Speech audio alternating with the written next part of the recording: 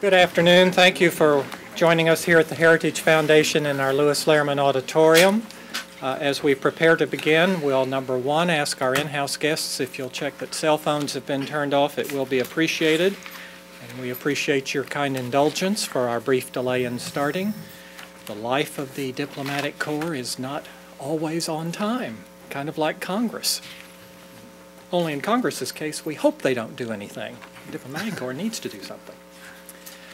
We do, of course, invite questions from those joining us online. They may send them simply emailing us at speaker@heritage.org, and we will, of course, post the program within 24 hours on the Heritage homepage for those who would like to see a recap and use it for further reference. Hosting our discussion this afternoon is Ambassador Terry Miller, who is Director of our Center for International Trade and Economics. He is also the Mark Kolokotronis Fellow in Economic Freedom. He directs our ongoing research into the role of free markets and international trade, and of course oversees the publication of Index of Economic Freedom, which we co-publish with the Wall Street Journal. Prior to joining Heritage, Ambassador Miller was a diplomat and public servant. He was appointed by the President in 2006 as an ambassador to the United Nations Economic and Social Council. Before that, he served as a Deputy Assistant Secretary of State for Economic and Global Issues. He has served overseas in Italy, France, Barbados, and New Zealand, including as head of the U.S. Observer Mission to UNESCO. Please join me in welcoming Terry Miller. Terry?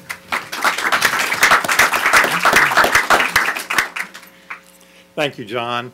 It's my pleasure to welcome you to the Heritage Foundation this afternoon, particularly to welcome Ambassador Razan from the Ambassador of Latvia to the United States and members of his staff and also members of the government of Latvia here who are with us today.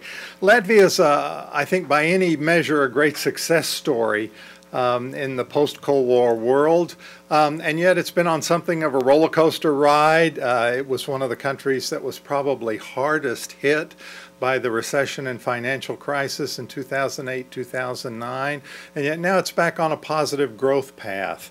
It's a country that is continuing to evolve economically. There's consideration, and I think perhaps more than consideration, of joining the Eurozone in the near future. And that's certainly a courageous and interesting decision at this point in time, given all that's going on among the Eurozone countries. Latvia is a country that was highly integrated into the production processes of the Soviet Union, has a very large ethnic Russian population, and has a very vibrant political system now, I think, and that's also an interesting thing. But what I think is most interesting to us today is how they have recovered from the recession and gotten back on a very positive, over 5% growth path right now. And we have two wonderful and very distinguished guests here to lead us in this discussion today. The first is the Minister of Finance of the Republic of Latvia, Andris Vilks. Minister Vilks has been a member of Parliament since 2010. I noticed that you became a member of Parliament on November 2nd, and you were appointed Minister of Finance on November 3rd, so a one-day difference there. But in any case, before that, Minister Vilks served with a very distinguished career in what is now known as SEB Banka, a banking firm. I think he had a career over probably 20 years, or about 20 years with that organization and its predecessors inside Latvia. So he's very well positioned to tell us all we want to know about banking and finance. And joining him is Mr. Ilmars Rimšēvičs. Mr. Rimšēvičs is now governor of the Bank of Latvia. He's in his second 6-year term. Before that, he served 2 terms as deputy governor of the bank.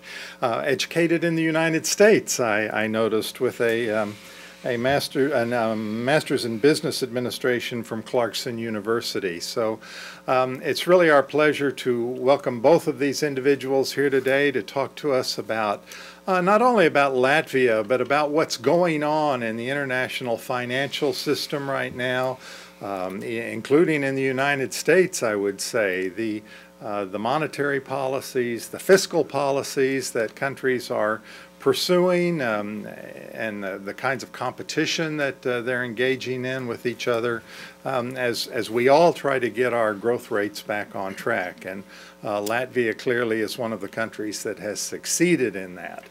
So without further ado, I'm going to turn the discussion over to Minister Vilks. And absolutely fine if you want to speak from here. Thank you very much. Indeed, Latvia presents quite a unique and interesting story. Actually, our success story, the major element is the ownership of the program and very, very quick and bold decisions made by government, society, entrepreneurs, employees and employers, all sides. And just recall, coming back to the situation just 4 years ago, we just suddenly lost quite a lot of our economy. Just overall, we lost more than 22% of GDP. But the major problem was just immediate drop of revenues by 35%, drop of real estate prices by 70%. NPLs jumped from 1% to 20%, unemployment tripled, and we were downgraded several times by credit rating agencies.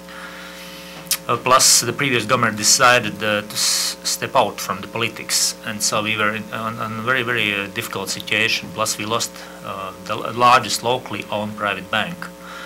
So, but anyway, the new, somehow unexperienced governments, dealing quite good with central bank, with social partners, trade unions and entrepreneurs, getting IMF and European Commission International Assistance Program, we managed just within 3 years at this moment to reduce our deficit from minus 10% of GDP to minus 1.2% last year.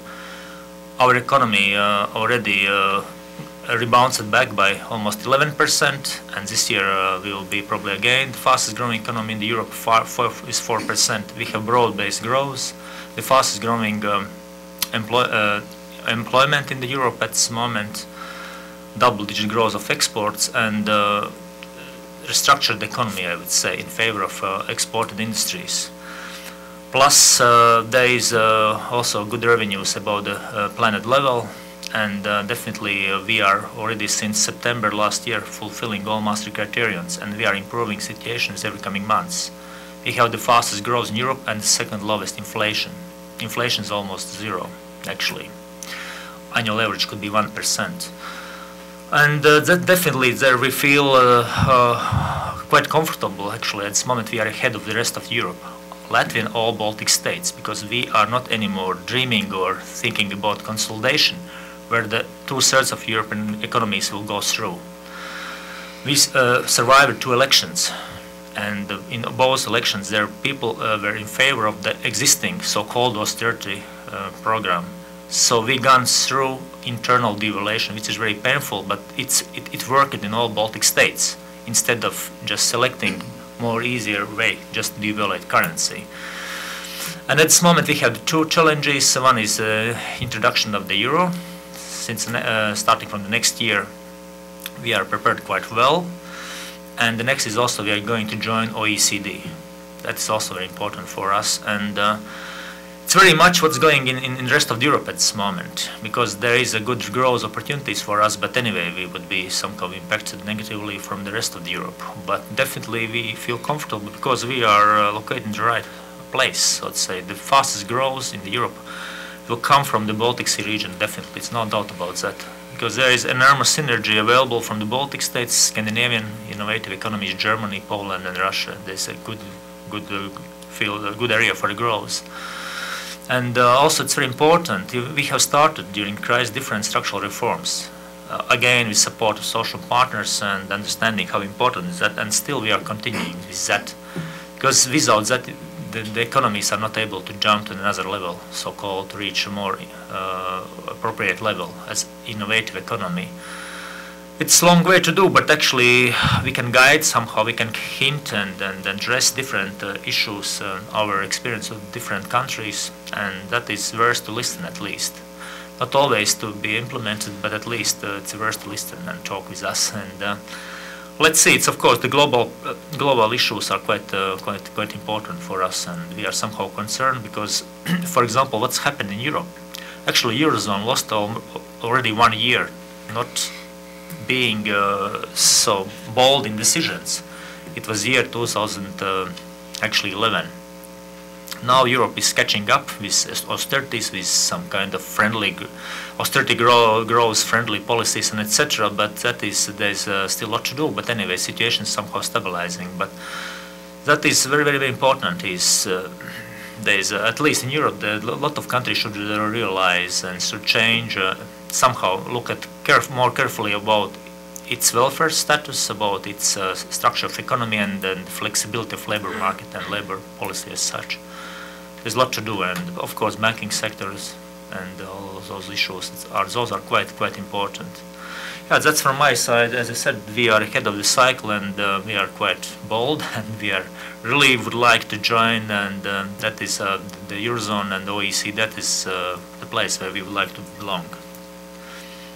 Okay, thank you very much. Governor Rimsevich.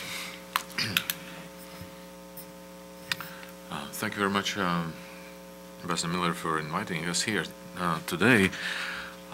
Yes, indeed, Latvia was the hardest hit economy in Europe, but one should not forget that it was the fastest growing economy for 5 consecutive years and really overheated itself. And then when you compare the decline of the economy in 2009 and 10, then you have to remember that there were 4 consecutive years in 2005, 6, 7, and also 4 that where the growth was almost a double digit.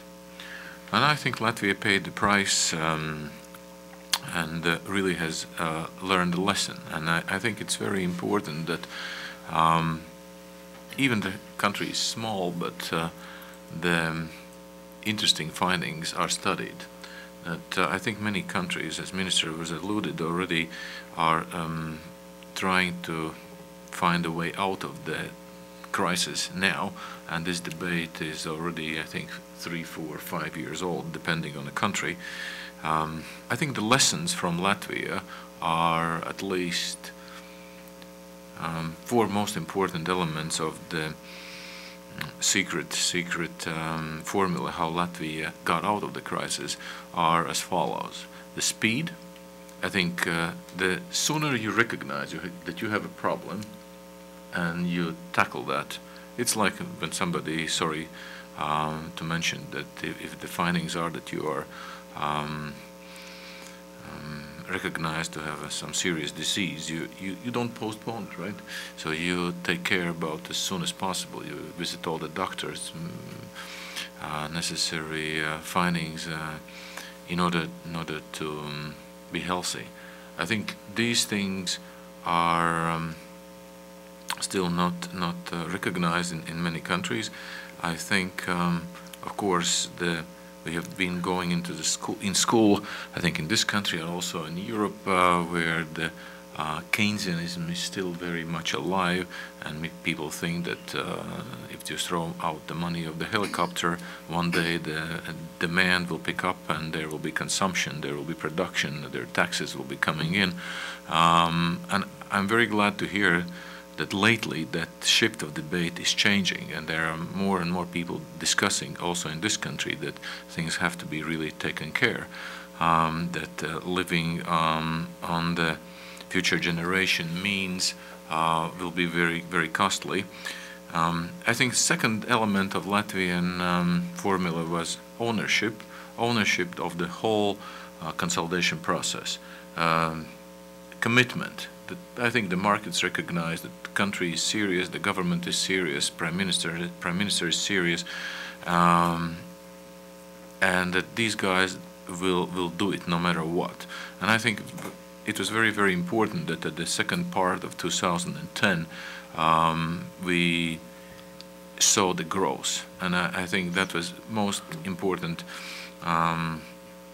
moment in Latvia's success story, that after the consolidating, after the cutting expenditures down, whereas everybody else was guessing how could it be that you are cutting down expenditures and economy will grow. This is total nonsense. It will not never happen, right? But it did happen, and from second part of 2010 we have seen the growth of Latvian economy in every consecutive quarter. Latvia, as Minister already said, has been fastest growing economy for 2 consecutive years, and according to European Commission, it's going to be again for next 3 years fastest growing economy. This time, of course, it will not be faster than 5%, but the growth will be across all sectors of economy. It will not be anymore just retail and construction as it was in the preceding crisis. Yes, indeed, the dialogues, the social dialogue with labor unions was very, very crucial.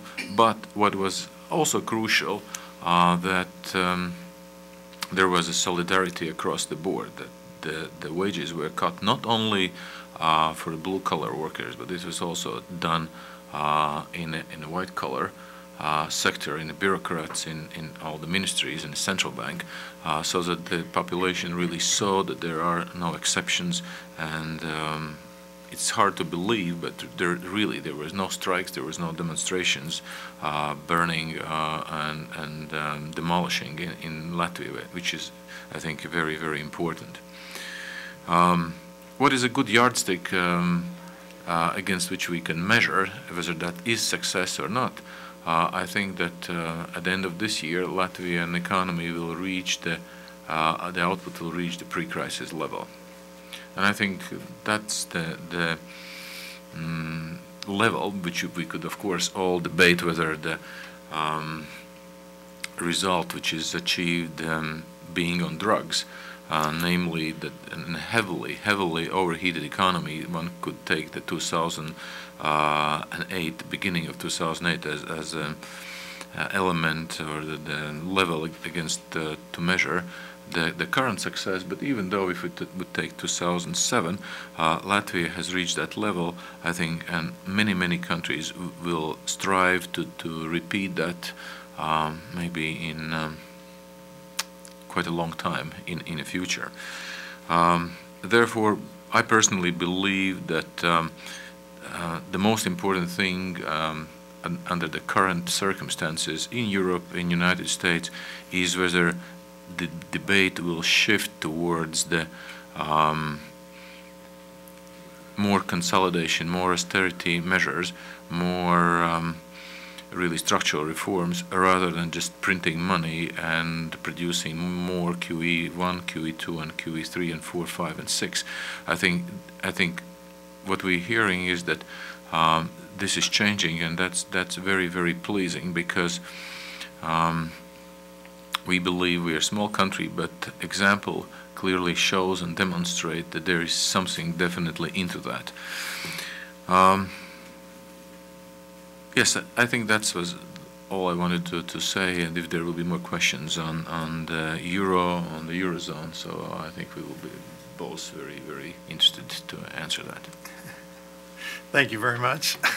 It's now your turn. We're going to start with questions, and while you're formulating your question, I'm going to ask one of my own, and it does in fact relate to the euro question. Latvia, as I understand it, not only meets all the Maastricht criteria, but it really very well meets all the Maastricht criteria for the soundness of your financial and fiscal situation.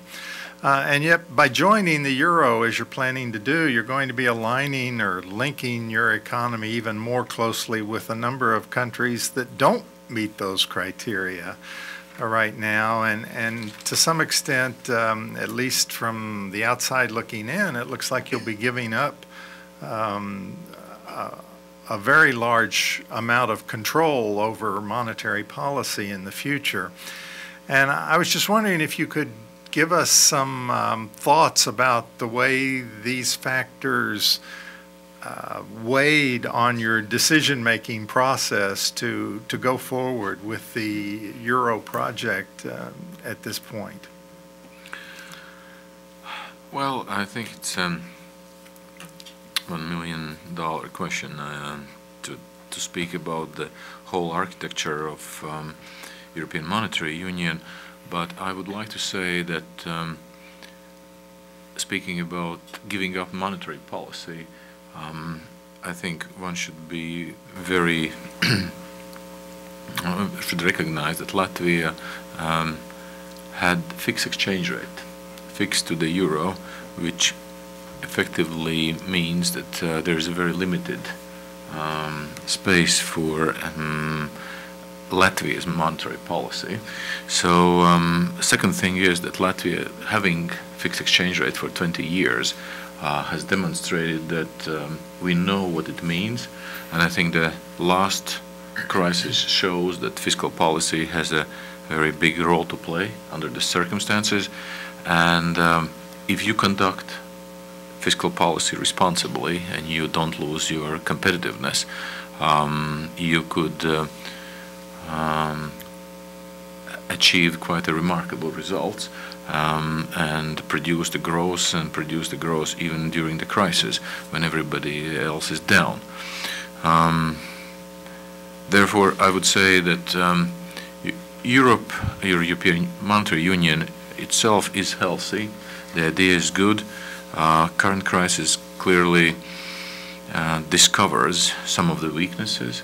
Some of the weaknesses in the labor market, in decision-taking process, in the banking systems, but our answer usually is very, very simple one. If, let's say, Cyprus has a problem, do you really reconsider your decision becoming the 18th member? And an answer is no, because if you have, let's say, not a good student in a class, do you reconsider sending the school, your kids to the school, which is considered as a good school, just because of the one not good student in the class? And the answer is most probably no. So I think problems have been recognized with Cyprus, with Italy, with Spain, with Ireland and Greece. So then these countries have been working day in and day out, I think, gaining more understanding why they are where they are. And most interesting thing is, when you look at the polls in Greece or in Portugal or in Italy, how many people would like to leave the Eurozone, then it's less than 1/3. So people would like to stay. People recognize the euro as the most successful European project, and despite the hardships the countries are going through, there is no mood of leaving the Eurozone. Of course, the journalists, the newspapers are competing about the news and the most catastrophic scenarios, and some of the Nobel Prize winners definitely sometimes help to fire these discussions. But seriously speaking, I think things are as good as never before. It will require some time, maybe 5-7 years to really regain the full stability, but I think the worst is already behind. Thank you. Questions from the audience? Yes, ma'am. Thank you very much. I enjoyed your comments. Oh, I'm sorry. Please wait for the microphone and please identify yourself. My name is Sally Painter. There's been a lot written in the press about Cyprus and Latvia. Could you talk a little bit about why the countries are so very different? I think it's an interesting assessment. Well, they are different. They are very, very different. One is in the south, another one is in the north. one is having 400,000 people, another one is having 2 million. But the banking size vis-a-vis the GDP is in Cyprus is 8 times bigger than economy. In Latvia, it's just about the size of economy. Yeah? So the whole business model of the Cyprus banking system was to attract, no matter what, these deposits at very low rates in very untransparent way. And the whole banking system is just dealing with non-resident deposits, whereas in Latvia it's only 25% of the banks which are dealing with non-residents. And this is not the business model. Our FSA is even placing higher capital adequacy requirements, thus discouraging money flowing into that. So therefore, I'm very glad that you asked that question. Indeed, some news agencies were speculating that basically Latvia is next Cyprus. Now, during the first quarter of this year, more than 3 billion euros have left Cyprus. Only around 100 million euros have landed in Latvia. So, in other words, around 3%. So we working day in and day out in order to prove that we are not Cyprus 2, we are Latvia 1. Another question?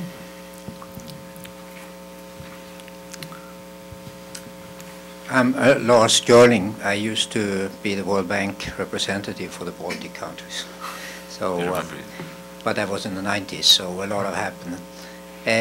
Minister Wilkes, you mentioned that the export, Latvia's export, is doing very well, and I would be interested to see how is it different from what it was before the recession, and what are the sources of the exports?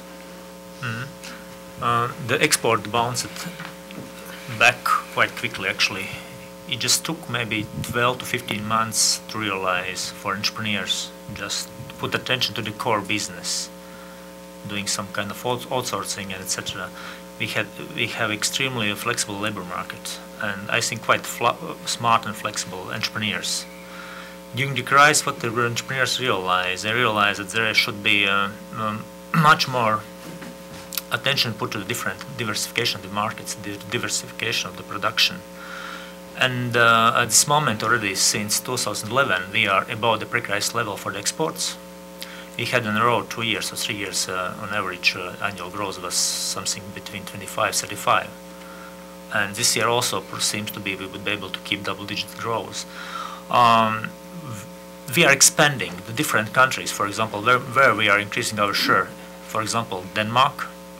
It's not so easy to go to Scandinavian market, but we are able to do that. Poland, Russia, Sweden, and so on. And plus, it's very important that we've got some kind of courage. Entrepreneurs are looking further, Northern America, Asia, and so on, where those entrepreneurs were not so eager to go before the crisis. They are at this moment are forced to do that. I think that's very important. And before the crisis, let's say 10 years ago, the composition was such. Processed wood was something around 40%, and food 20%, and so on. At this moment, there is a very good distribution. There is not anymore the processed wood. It's competing actually with metal industry and machinery. All those sectors, something around 15 to 20%. So there are some 5 more or less equal sectors which are going to different directions. I think that's very important for us. Is what we have gained actually from the crisis. We gained that it's very important to keep very competitive manufacturing sector or export-oriented industries. During 2008, the share of manufacturing dropped to extremely low level of GDP, some 9%. It's getting back some 2% per year, and this moment seems to be that we will be able to end with 15. Plus we have quite competitive, I would say, transportation, transit, and logistics sector. That is something again where we are getting the money. I think that the situation is such that having almost non-existing support from the state side, entrepreneurs were forced to look quite seriously how it would be their future. I think that is one very important lesson. We believe, we trust, even now when we are quite resilient, there's quite sluggish growth in Europe. At the same time, when we are discussing with our entrepreneurs, a lot of them are quite successful still, doing business quite well in core Europe and in Northern Europe and so on. And we have very small exposure to the big countries, almost non-existing. Plus, we have very good relationship and opportunities to deal with CIS countries. We are expanding again there as well. So, let's say, being crossroads and having this background experience, I think this flexibility plus, that's adding something. Plus, what we are doing, we are lowering taxes. We can afford that. Labor tax and administrative burden, we are afford to do that. We can afford that. And I think it's very important. We are signalizing. Plus Eurozone accession for investments, I think it's good. I think it's extremely important where to attract investment. It's manufacturing and export-oriented industries because we have to rely on foreign investments. We do not have enough savings. The CIS share is much lower. CIS used to be, 30%. That dropped to 20% after Russian default. It dropped below 10%. Now it's something. Russia is 10, 11%, and the other CIS something. It's very close to 15, I guess. There is a good opportunities. It's very complicated deal there. Not so much in Russia, but let's say Ukrainian market is quite complex and difficult and so on. But therefore, we understand this market. We have to go there. With different type of the products, because there is also quite tight relationship as well. I mean, with some companies which have established some contacts, let's say 20 years ago or during Soviet Union era. I think that is extremely important for any of the countries. Look how much and where you can export, and diversification is extremely important. Yes, sir. My name is Jeffrey Barrett, and I'm still looking for the magic sauce here. And I'm wondering, you don't seem to be really enthusiastic about the idea of just spending money as a way out of this mess. Did you actually cut back government expenditures on an absolute basis? I'm trying to think of where the money's going. Private sector normally invests, matter of fact, almost always invests more wisely and more productively than government. And I'm trying to figure out, did you actually cut back, not just the percentage of GNP, did you cut back the size of government from what it was in previous years? I mean, what exactly worked? And it seems to me that you're using your resources more productively. I'm guessing that right now. But I just wondered if you might address that in whether cutting back, one of the things that struck me was the fact that you cut back your government expenditures so dramatically to the point where you're virtually balanced in your budget now. That's amazing for an American, from an American point of view. So did that have something to do with it? Yeah, I've allowed the minister to Well, it's of course a very complicated issue how you can explain to your public, and then you are going to cut your expenditure by third. It was very, very difficult. That is where a lot of European countries are struggling, and also US and others, I would say, more matured economies. For more matured economies where also are quite good established trade unions and agreements, it's very difficult to do that. But it was possible in Latvia and other Baltic states. And step by step we are able to come back to the pre-crisis level, but not in all positions. We haven't got to the pre-crisis level for specific positions, for some spendings. And we are still struggling, and it will take some time. But why? Why it's so? Because if you are having such troubles, you are trying to really focus on how you are using the money, to avoid double functioning, to look carefully to different functions and so on, because there is a lot to do still. All the countries can do that, revise, quite carefully revise how you are spending the money. And I would say we would be able to come back about the pre-crisis level already this or next year in different very important positions, but the structure would be better, more efficient, how we are going to spend this money in comparison with previous. I would say that is still one of the challenges at this moment, because after the crisis, the people or the society actually, they expect that if there is already growth, there would be also return to the pre-crisis level for the spending. But we are trying to say we are not going to live anymore with budget deficit. We are very close to balanced budget actually, and that is one very important issue. We are coming to the balanced budget. We have implemented fiscal discipline law, which will demand surplus, which will demand countercyclical approach. And that is also saying we are not able to recover to the previous pre-crisis level, but we are focusing on how really we are trying to spend this money. That's very important. There is a lot of debates about maintenance of the roads, about healthcare, especially, for example, education. There are already ongoing reforms. For example, we are not satisfied about our situation, overall situation in education, higher education and vocational training. And therefore, there would be probably even same or even less spending, but it should be different level of quality. The healthcare is the same. Therefore, at this moment we have merged with a lot of hospitals. Half of them we have merged, and there is also going on different type of structural reforms still. They are somehow lagging behind what we would like to expect, but that is one answer as well. We should spend less or on the same level, but the quality of the services or efficiency of what we are going to provide to the public should be in different level in comparison with pre-crisis level. Let's see, there's still a lot to do, but that is possible. Were you running deficits before the crisis? We had quite small deficit, 2 to 3%, 1%. It was zero almost.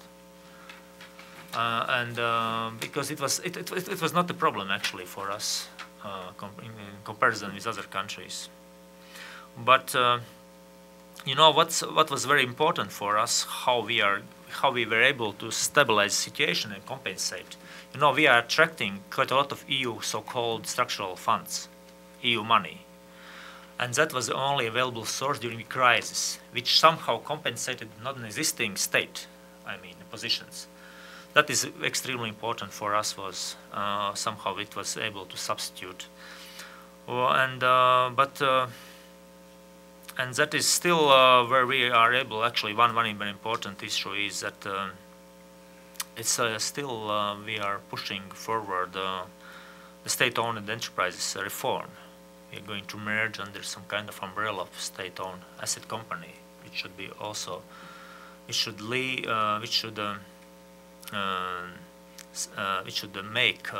this state-owned asset use more efficient than in the previous cycle. It's also a very important issue, which I can add here as well. That is, we are getting here also dividends for the state pockets.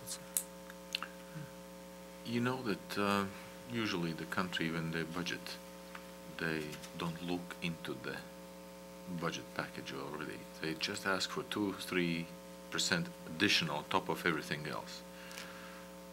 Latvia had to do the exercise of digging in to the so-called zero level budgeting. Absolutely every single penny, every single lot was checked. Who is getting the money, why it's getting the money, what are the results. And interestingly enough, we found a lot of doubling in some of the public services provided. If I'm not mistaken, there was like 140 government agencies. Today, out of these 140, there is only 70. Yeah. So there is 1/3. You ask about the size of the government. 1/3 of the government bureaucrats, I think, have been laid off in one way or another. And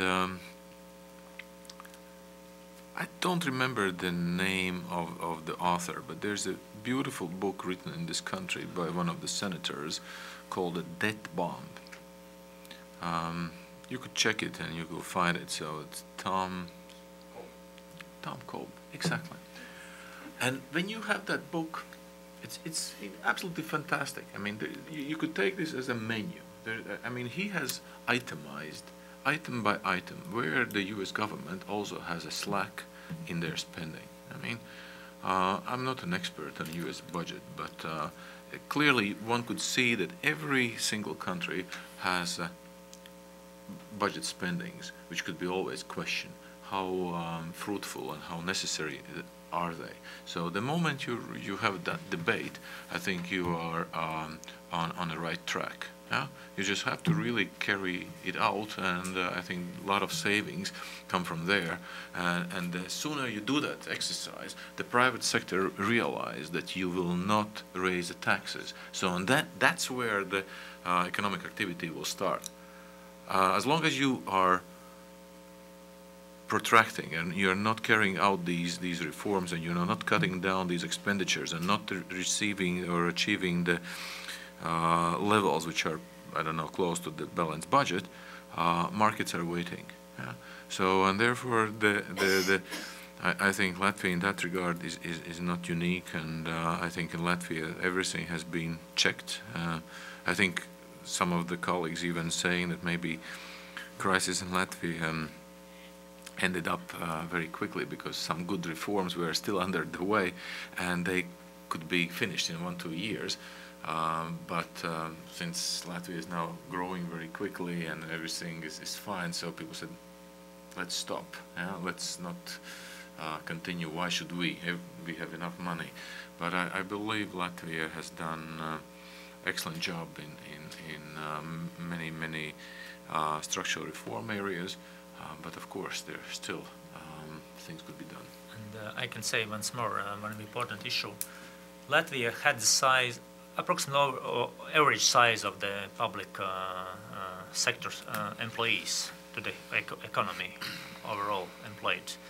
So during crisis, actually, it's happened during the first 12 months. So we cut by 30% approximately. And so we cut salaries by 30%, and we laid off approximately as well 1/3 of the employees. Remaining got, as I said, 30% less salaries. What's happening now? They're still going down, the number of the public sector servants. At the same time, we are providing almost the same or sometimes even more functions to the society, public, you can see. We are becoming more efficient. At the same time, there is still going on decrease of the size. That is very difficult to repeat, but that's saying about that. As I said, we had no extremely high level of employees there. We were just on average level. For Europe. Yes, for Europe. That is one why we do not have at this moment the spending size the same as before the crisis. This remuneration package is also quite important size of that. We are coming back with capital spendings and so on, but here that is something which we have earned actually. It was really difficult to communicate and explain, indeed, I can say, but if you are in such deep recession, you should look at that very seriously. Can you talk just a little bit more about the politics of that? We in the United States have failed completely to build a consensus in favor of fiscal reforms that I think almost everyone understands are needed, and yet we can't build the political consensus in favor of cutting government spending or getting our fiscal policies under control. Yet you were able to do that in Latvia, and you didn't suffer the kinds of social dislocation that other countries in Europe suffered. Greece comes to mind immediately. So what did you do different in a political sense that enabled you to build a consensus or maintain the support for these kinds of very difficult economic reforms you undertook? Yeah, actually, we look at that quite seriously. We saw also just recently several crises. When we regained independence, we lost during 1990, 91, 93, 56% of our GDP. And that was really huge troubles. Unemployment, hyperinflation, and introduction of new currency. We just lost everything, a lot of what we had during Soviet Union time. That was indeed a huge trouble. Later on, we saw the Russian default and other troubles, and even this time it was not so. It was dramatic, but for Latvian scale Baltic, it was more or less we were able to achieve some kind of results later on, coping with those troubles. I think we were quite serious about that. We saw that the reality is going on. Plus, we got IMF program and European Commission guys here, and definitely there was a designed program, and we had this ownership, it was our ownership, and plus we understood, not just in Latvia, in all Baltic states, we look at each other. And at the same time, we also knew how the Swedes cope with the problem during the 90s, how the Finns did that, and how the Danes did that. So we just did what we just promised, and even more. It's a serious situation, you know, small countries, and which is getting a last resort. A lender is able to do that because there is no other options. We cannot print money, we cannot borrow. I think that's extremely important. It's possible to communicate, to explain. As I said, there were similar situations also with very wealthy countries just 20 years ago, 30. I think we have time for one more question. Yes, ma'am. My name is Bree Perry. There's a microphone for our listeners on the internet. Thank you. My name is Bree Perry. Earlier, thank you all for being here, first of all. Earlier you mentioned that part of the hope for the future to keep this growth going is to encourage more manufacturing within Latvia, and obviously then exports would follow. What sectors would you like to see an inflow of capital Yeah. going to? I think definitely that is very important. We are located in crossroads between east and west. We always prospered being in the right position, attracting investments and flows from east to west, north to south. And definitely at this moment seems to be that's very important for us. Manufacturing, as I said, plus everything which is connected with our geographical location and knowledge, as transportation hub. And there's a lot of trades flows going on. Plus, we are going to increase different trading routes. Let's say with continuation to the China, etc. That is very important. Plus, there is a lot of quite attractive proposals on already existing investments with shared services, financial services. Scandinavian banks and financial institutions are located in the Riga city. Their operations, and actually they're saying that Baltic Latvians are more efficient than those companies which are operating in their countries. I think that is one part, because we have quite a lot of quite highly educated people, and that's very important. I think the services would be always very important for us, plus manufacturing, plus we have very good opportunities for agro-business. As global warming is going on, we had record high crop yields and so on. That is extremely important for us as well, part.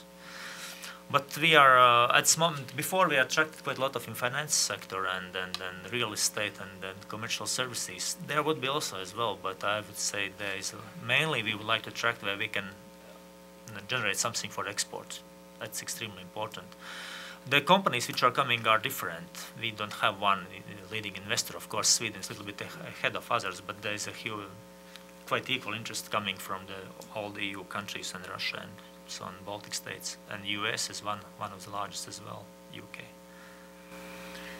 It sounded like you're a large international investor who looking for the places to invest, and I think Latvia definitely is looking for the high value added production, and I think Latvian pharmaceuticals, chemistry industry, these are the historical industries which have been presiding in Latvia. So if one is really interested in something doing this, I think. ITs as well. IT. Yeah. Mm-hmm. IT services. And I think that's going to have to end our discussion. Please join me in thanking Minister Vilks and Governor Rincevich.